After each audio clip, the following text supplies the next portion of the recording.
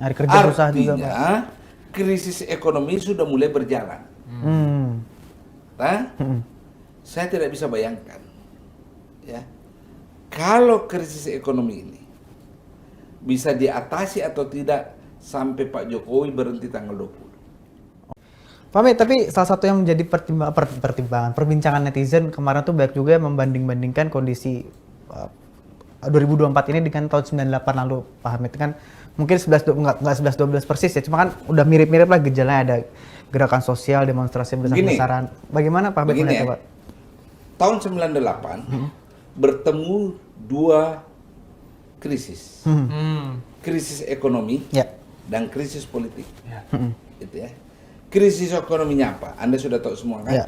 Harga barang naik, dolar meroket, kepercayaan investor tidak ada, dan seterusnya. Itu satu ya. Krisis politiknya itu berkembang. Ya tak? Berkembang sehingga bertemu di tengah, ya sudah. Sekarang saya mau tanya Anda, bagaimana kondisi ekonomi bangsa? Nggak baik-baik amat juga sih Pak sebenarnya ya. Tapi tidak separah itu. Tanya semua di Indonesia. Rata-rata di dunia usaha mengalami penurunan 20%.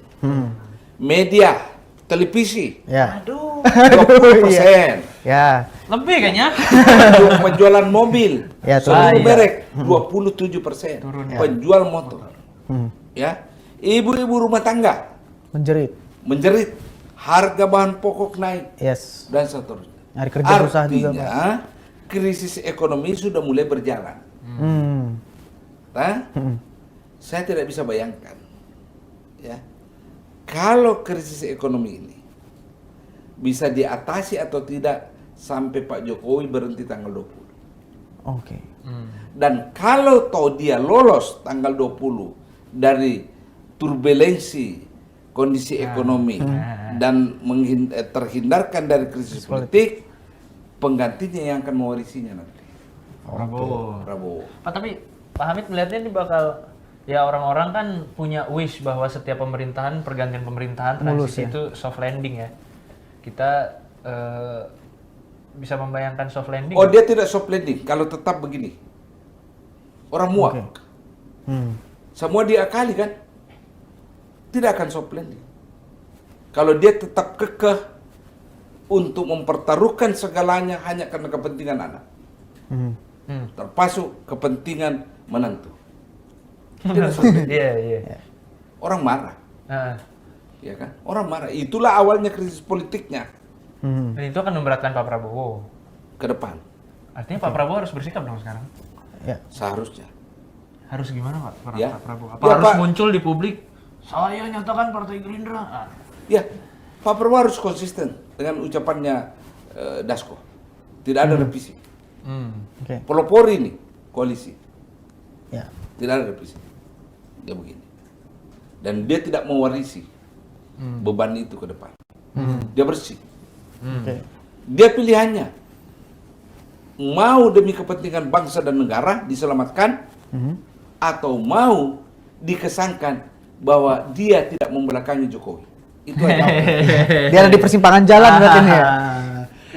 Kalau saya Pak Prabowo, dia dipilih oleh bangsa Indonesia, kita dukung.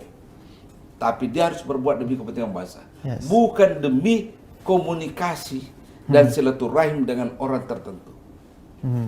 Dia dipilih oleh rakyat Indonesia kok. Ya, dia harus mengutamakan kepentingan bangsa. Ingat pesan Kennedy? Don't ask what you can do, what your country do for you. Your country can do for you, but ask what you can do for your country. Asik kan? Asik.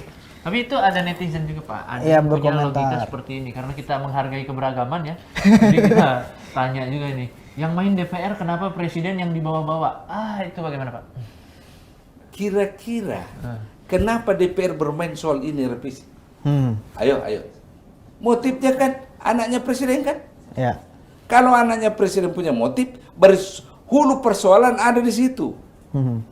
Di pemilik anak. Pemilik anak siapa? Ayo. Udahlah. Ya, mungkin netizen saat ini masih meyakini soal ini Pak, apa Montesquieu, trias politika, bahwa pemerintah dan DPR bisa itu netral, bisa saling mengontrol begitu ya. berbeda jubahnya, padahal kan